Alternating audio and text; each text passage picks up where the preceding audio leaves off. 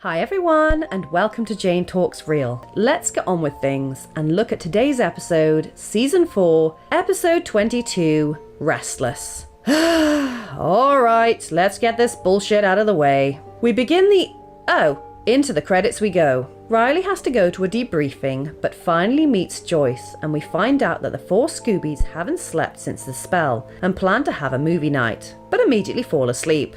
We head into Willow's dream first, where she's doodling on topless Tara, who says she needs to head to drama class. But what's that out there? Catwalk. Yay, Oz! The boys talk loudly about magic. Sometimes I think about two women doing a spell, and then I do a spell by myself. And then Willow heads backstage. What the fuck is that? Oh, hey Harmony, why are you dressed like Gretel? And is Buffy in Chicago? And what's with Cowboy Guy? I'm Cowboy Guy. Willow is confused, Giles gets everyone geared up, something is crawling about, and I am also confused. Props? No. Props? Yes. Everything goes silent, and then this guy presents his cheese before Willow finds Tara in the curtains, who warns her something is following her and says people are going to discover the truth about her. And what's with this play? Knife attack!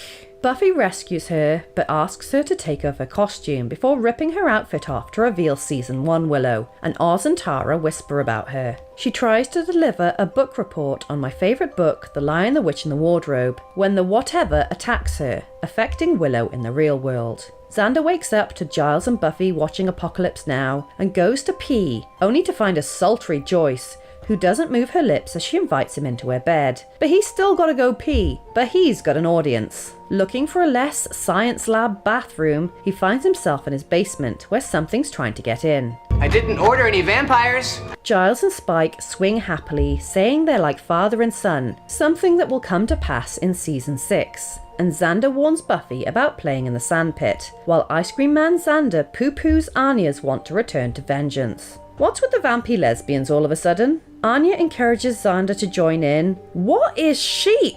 Only for him to wind up in the basement again, where the thing is still trying to get in, and he's warned of how poor a defense cheese is. He escapes into a green-tinted hallway where he's chased, and Giles says it's because of what they did, and then starts speaking French to him, with Anya joining in. And then he's dragged into Apocalypse Now, where he's talked at by Principal Snyder. You know, I never got the chance to tell you how glad I was you were eaten by a snake.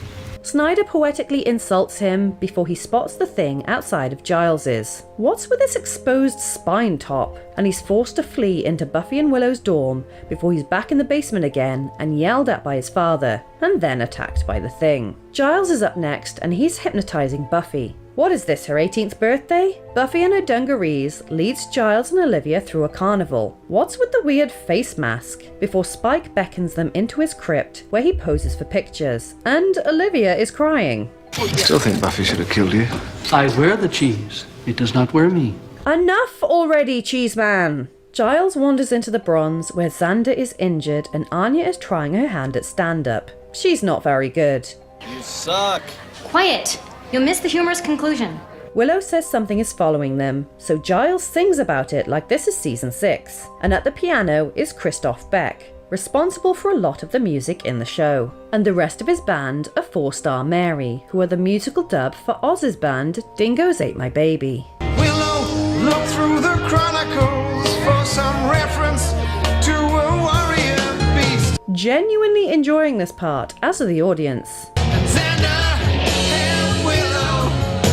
I'm trying not to bleed on my couch. I just had it steam cleaned. A technical problem causes Giles to follow the wire, where he says he knows what the creature is before it slices into his head. Finally, it's Buffy's turn, while Anya wakes her up. Oh hey! Then she wakes up at home, complaining her and Faith just made the bed, and Tara hands her a tarot card and tells her to be back before dawn. Buffy searches for the others in college, where she finds Joyce living in the walls, but she says not to worry, so Buffy follows Xander into the initiative, where Riley is planning world domination. The key element?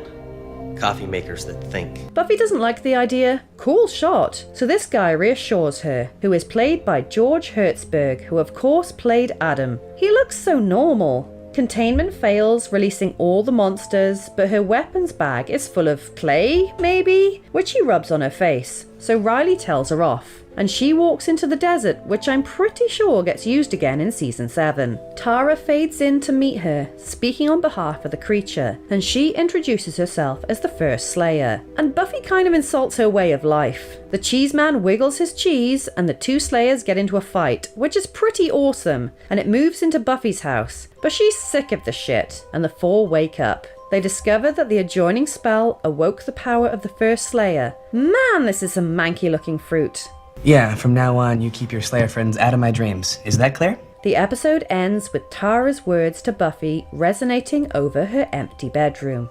Thanks, I hate it. I put off watching this episode for weeks because I really can't deal with it. I hate dream sequences, and this was 40 minutes of it, so it was pretty tedious for me to sit through. I know it's highly rated and everybody loves it, but it's just not for me. So I've had a moan, so let's try and look at this objectively. There were a shit ton of different camera techniques employed throughout, which must have taken frickin' ages to plan, pull off, and put all together. So good job to everyone involved, and I appreciate that they tried something different. The dialogue was pretty funny at times, and it's always a joy when Anthony Stewart Head sings. His dream was my favourite, I think. It was really nice to revisit dead or departed characters like Principal Snyder, Olivia, and of course Oz. And I love the little cameo we got from George Hertzberg. At least he appeared in the finale of his own season, even if it was in another form. The music was good throughout, and Sharon Ferguson did a great job portraying the first Slayer. Her physical acting made me jump quite a few times. There was a whole lot of stuff to unpack from what we saw, and I'm not going to go through it all, but the main two are Be Back for Dawn, which of course introduces us to main character and total pain in my ass Dawn, who will appear in the next episode, and Tara's words to Buffy about who she is and what's to come, which is again about Dawn and the big bad she will face the next season, but also the loss of Joyce, which will profoundly change Buffy's life and her role. Finally, I like how Tara was chosen by the first Slayer to be her voice. Not only because she's pretty much the voice of reason in the show, but also Glory will kind of use her in the same way next season.